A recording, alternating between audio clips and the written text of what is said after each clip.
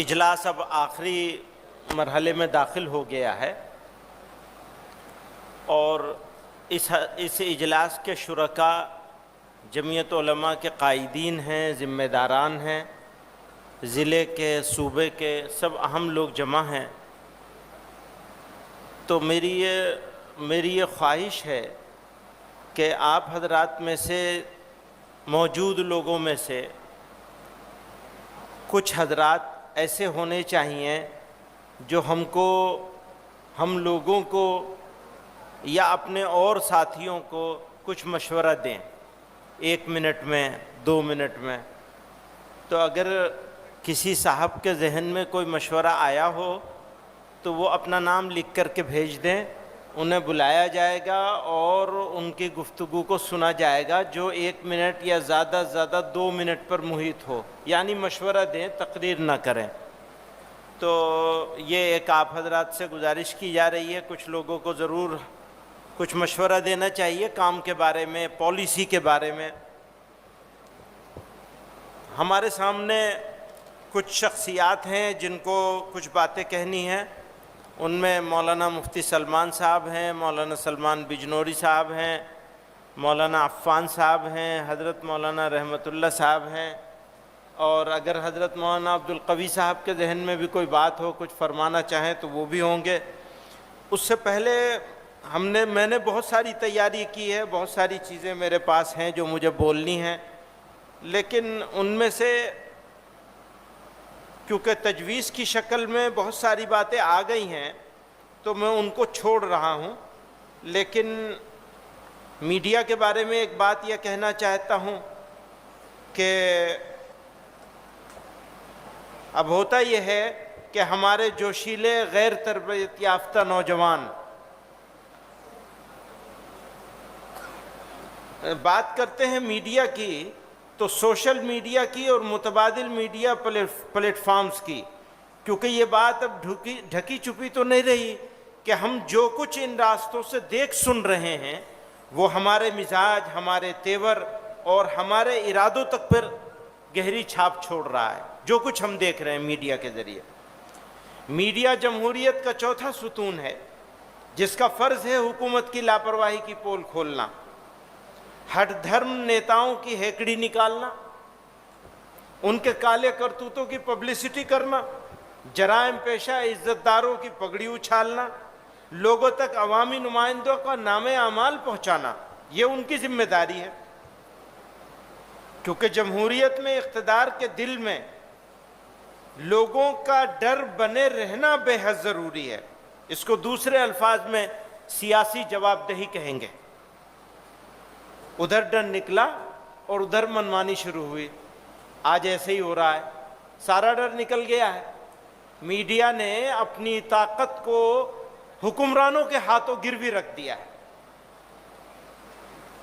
عوامی خزانے کا بندرباٹ، قومی وسائل کا نجی سرمایہ کی طرح استعمال اور سینکڑوں دوسری برائیاں جو کسی بھی ملک کو مختلف طریقوں سے کھوکھلا کرنا شروع کر دیتی ہیں۔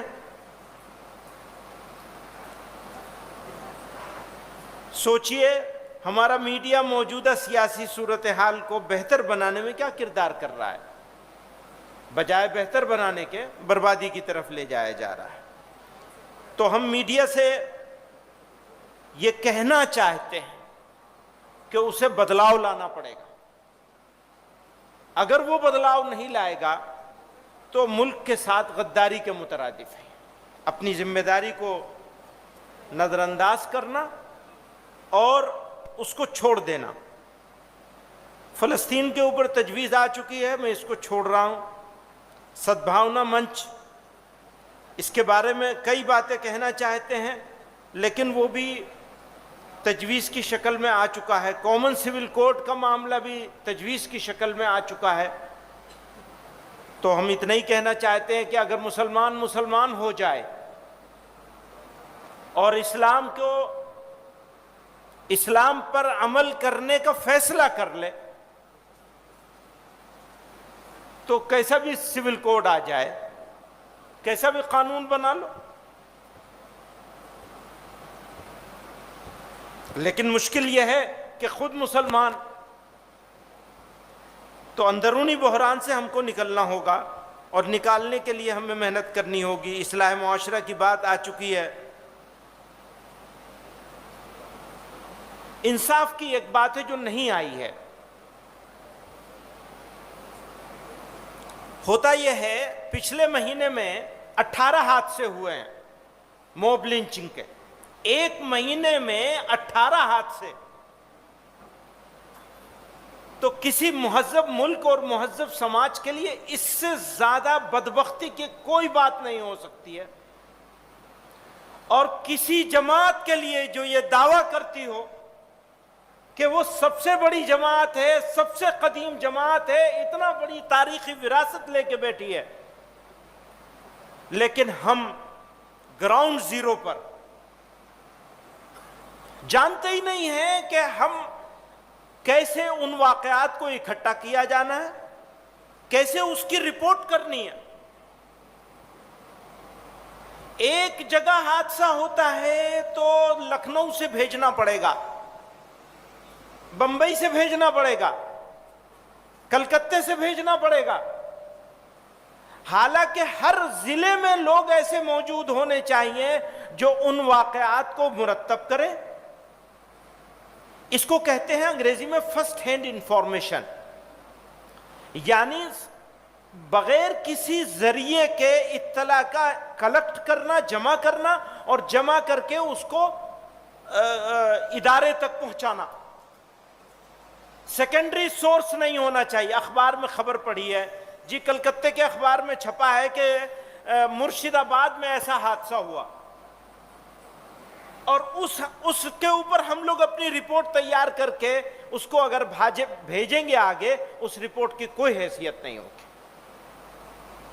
اس کے اوپر شعبہ قائم ہے, کام ہو رہا ہے, لیکن میں یہ کہتا ہوں کہ کام دکھاوے کا ہو رہا ہے, اصلی کام ہم نہیں کر پا رہے ہیں. یہ بات الگ ہے کہ جو ہو رہا ہے دوسرا کوئی وہ بھی نہیں کر رہا ہے, لیکن جو ہونا چاہیے اس کا 20% بھی نہیں ہو رہا ہے, 80% جگہ خالی ہے. اس لیے بات ہم ٹریننگ کی کر رہے ہیں. اس لیے کل جو مولانا اسد مدنی رحمت اللہ علیہ نے ایک کمیٹی بنائی تھی, قائمہ کمیٹی بنائی تھی, خود ممبر بنے تھے, اور مولانا سعید احمد خان صاحب اکبر آبادی, سعید احمد صاحب اکبر آبادی مرحوم کو اس کا صدر بنایا تھا.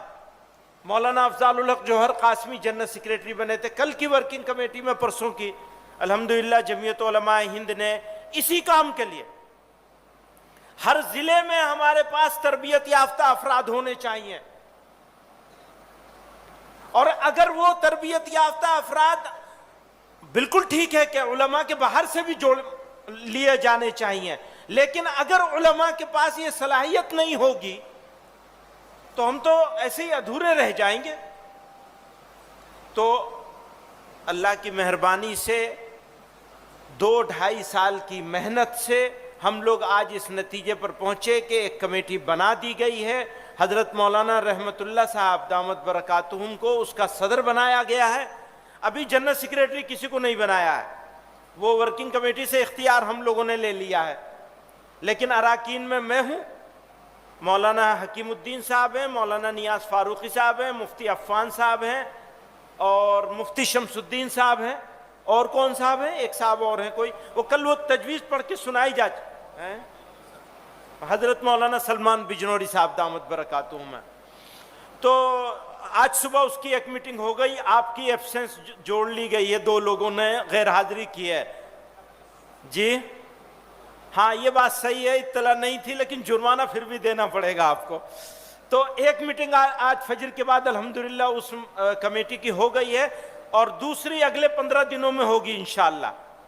تو ہم لوگ لگاتار اس کے اوپر کام کریں گے, کیونکہ ٹریننگ کے لیے ہم لوگ جمال صاحب کو, جمال صاحب آپ کا تعارف ایک مرتبہ یہاں ہونا چاہیے, آپ اوپر تشریف لائیے.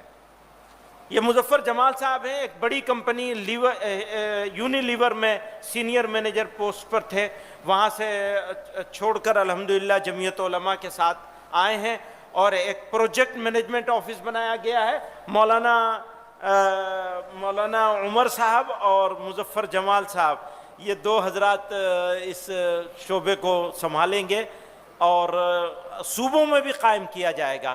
آج صبح ہم لوگوں نے کچھ 8-10 صوبے طے کر لیے ہیں، جس میں اتراکھنڈ ہے، یو پی ہے، دلی ہے، ہریانہ ہے، پنجاب ہے، آسام ہے اور بہار ہے، جھارکھنڈ ہے، یہی دلی ہے، دلی بھی ہے۔ کچھ آپ فرمائیں گے، کچھ کہنا چاہیں گے؟ جی تھوڑا سا آپ کو کچھ بات کہہ دیجیے۔ جی ویسے تو مولانا نے تعارف کر دیا ہے، میرا نام مظفر جمال ہے، میں یہاں آنے سے پہلے کارپوریٹ میں تھا۔ علی گڑھ یونیورسٹی سے میں نے اپنی ہائر ایجوکیشن لی ہے اور یہاں پر مولانا کی فکر کے تحت آئے ہیں کہ کچھ کارپوریٹ کے سسٹمز جو ہیں جن کو ہم پی ایم او بول رہے ہیں، پروجیکٹ مینجمنٹ آفس، وہ کچھ چیزیں جمعیت میں لائی جائیں اور ان کے لیے مختلف شعبے طے ہوئے ہیں۔ تو شروعات کے لیے دینی تعلیمی بورڈ اور جمعیت یوتھ کلب طے ہوا ہے اور 1-2 شعبے ابھی اس میں اور جڑ گئے ہیں، ٹھیک ہے، یہ ایک ورٹیکل ہے۔ اور ساتھ میں جیسے مولانا نے فرمایا کہ پورا ٹریننگ کا ایک ورٹیکل تیار کرنے کی فکر ہے۔ اس ٹریننگ میں کئی طرح کی مختلف طریقے کی ٹریننگز ہیں، جیسے شعبائی ٹریننگز ہیں، دینی تعلیم بورڈ اور مختلف شعبے ہیں ان کی ٹریننگز ہیں، اور کچھ اسکل بیسڈ ٹریننگز ہیں، انگریزی ہے، کمپیوٹر ہے، اور بہت سارے ٹاپک سامنے آ رہے ہیں، قیادت ہے، اور بہت ساری چیز سامنے آ رہی ہیں۔ تو ان سب چیزوں کو لے کر انشاءاللہ آگے بڑھیں گے۔ تو آپ سب حضرات سے درخواست سے تعاون کی درخواست ہے اور دعا کی درخواست ہے۔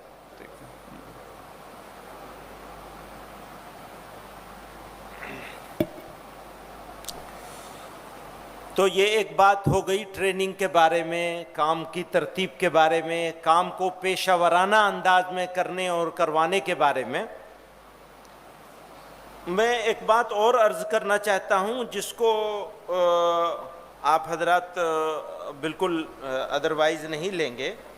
وہ بات یہ ہے کہ ہم لوگ جمعیت علماء کا دائرہ الحمدللہ پہلے سے کافی وسیع ہو چکا ہے، اس کو مزید وسعت دینے کا عزم لے کے کھڑے ہوئے ہیں اور نئے لوگوں کو شامل کرنے کا عزم ہے، اور اس کے نئے لوگوں کے مزاج کے مطابق ان کو ڈیل کرنے کے ارادے کے ساتھ، تاکہ نئے لوگوں کو ایبزارب کیا جا سکے۔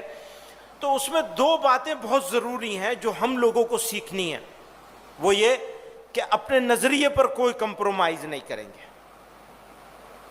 جمعیت علماء ایک فکری تنظیم ہے، یہ ایک سوشل آرگنائزیشن نہیں ہے، یہ ایک صرف ایجوکیشنل آرگنائزیشن نہیں ہے، یہ سوشل ورک کرتی ہے، تعلیم کا کام کرتی ہے، لیکن تنظیم فکری ہے۔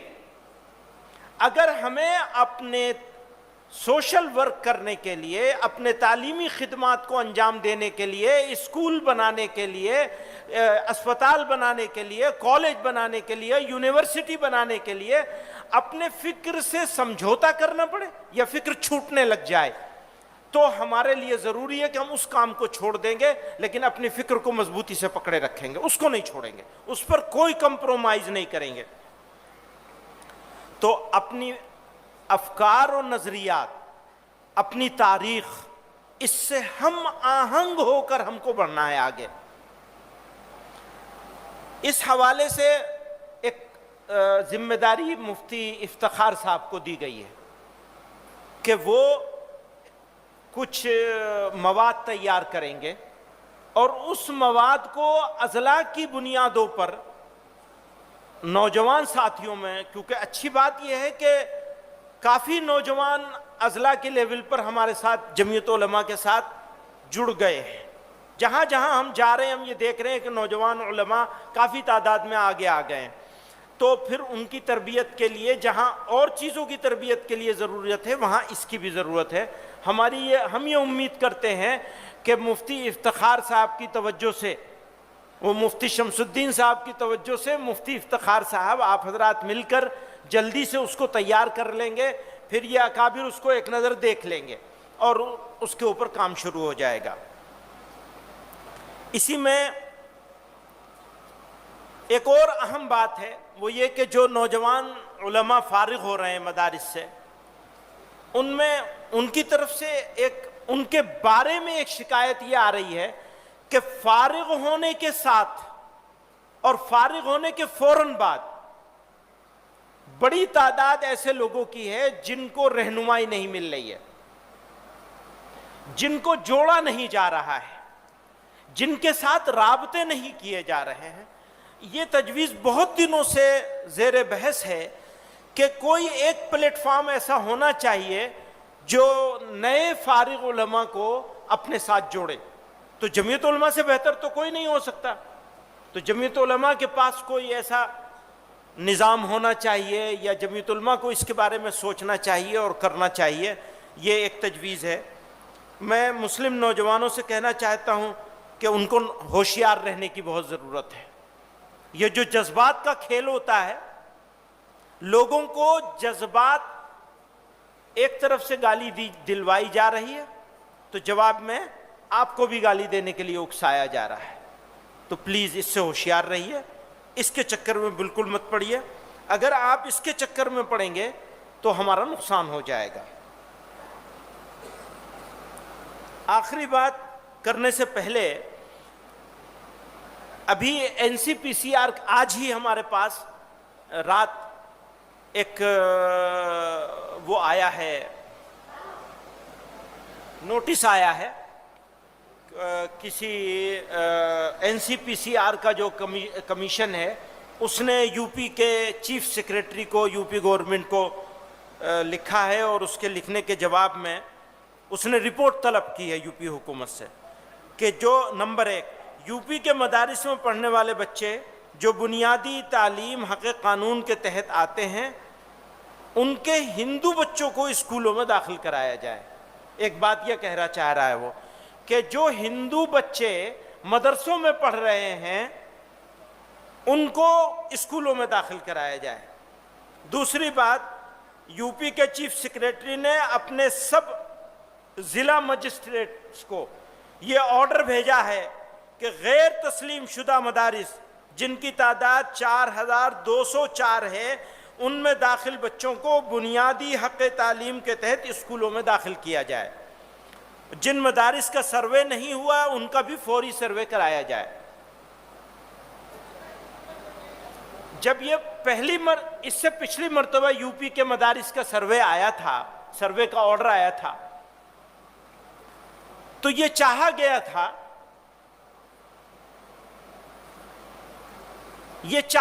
تھا کہ اس سروے کا بائیکاٹ کیا جائے، لیکن دارالعلوم دیوبند نے یہ فیصلہ کیا کہ اس سروے کو سپورٹ کیا جائے، بلکہ ہم ہی سروے کر کے دے دیں گے۔ بہرحال وہ دارالعلوم دیوبند نے کیوں فیصلہ کیا وہ دارالعلوم دیوبند جانے۔ آج ہم پھر یہ بات کہنا چاہتا ہوں میں یہاں آپ حضرات سے، اور اس پہ اگر کسی کو کوئی کہنا ہو تو ہماری طرف سے دعوت ہے، آپ کہہ سکتے ہیں۔ ہمارا بالکل واضح ہے